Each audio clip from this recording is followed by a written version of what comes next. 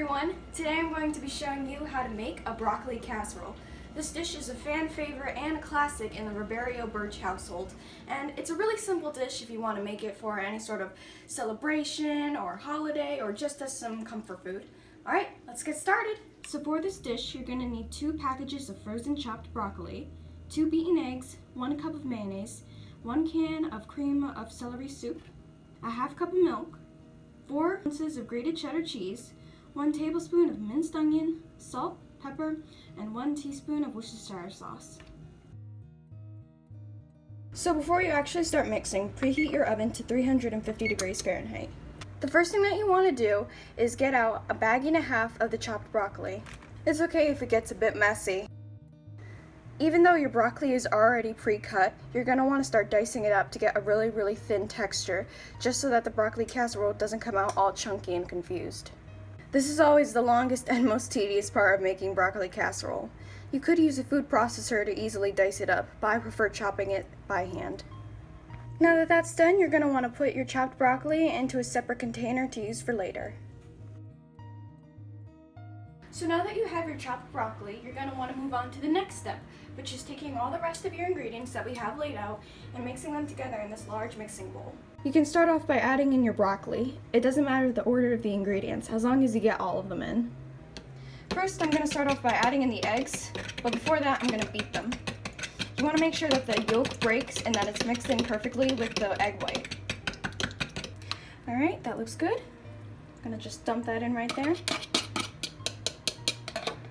Next, we're going to add in the mayo. It's a bit tricky to get out. It's okay if you don't get all of it out of the container. Next, I'm going to toss in the cream of celery soup. This is also a bit tricky to get out. Throw in the milk. Next, we're going to add in the 4 ounces of shredded cheddar cheese. For those of you who don't know how much 4 ounces is, my great-grandma Downs taught me a trick. You should hang on to this can right here. What you're going to do is you're going to want to take your shredded cheese and fill it up to the brim of this can. It's bound to get a little bit messy, but that's just how it is in the kitchen.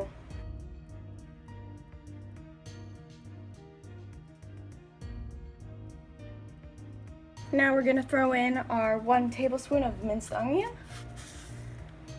as well as the salt and the pepper for taste.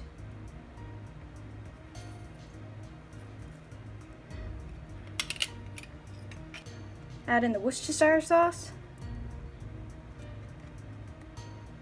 And that's all the ingredients. What you're going to want to do next is start mixing this all together.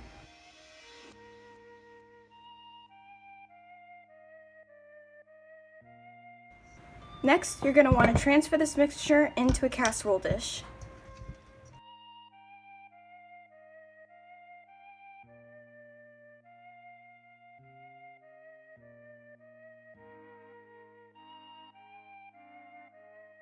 So I know I said that all the ingredients were already mixed into the casserole, but there are 2 more that really give this casserole that special kick. So what you're going to want to do is you're going to want to top your casserole with buttered breadcrumbs. You're going to want about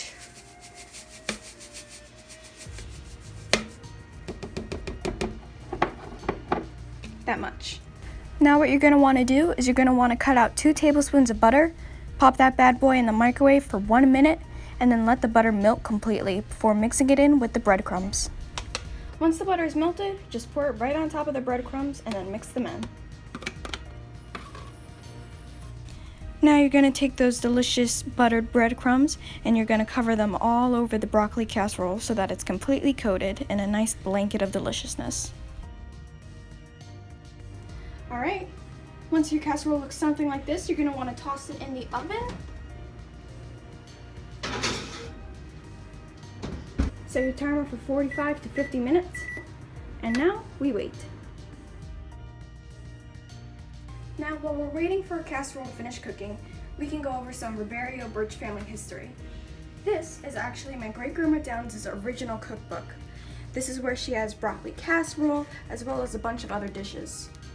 This recipe book not only contains some of her most famous recipes, but also some innings from all the Red Sox games in 1948.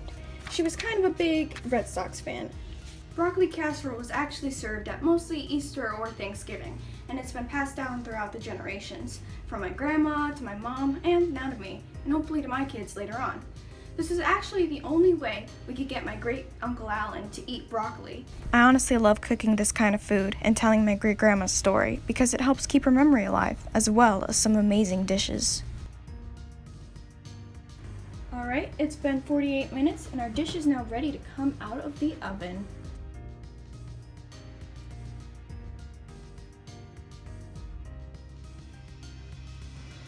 Alright, and there you have it, broccoli casserole.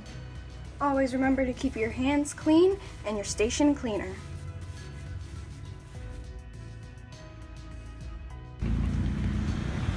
So, while everyone's stuck in quarantine, I decided to make good on this little project.